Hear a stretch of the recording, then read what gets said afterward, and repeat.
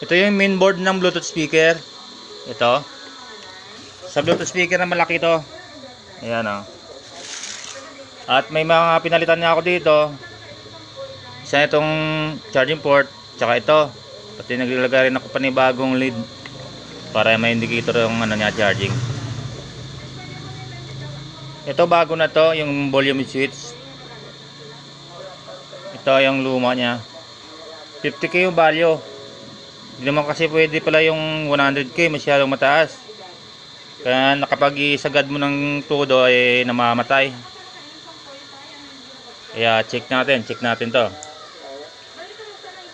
Bluetooth mode. Ayan siya. Kahit isagad ko ito, hindi ito namamatay. Ayan. Nabubulim naman maayos. At na-off din na maayos.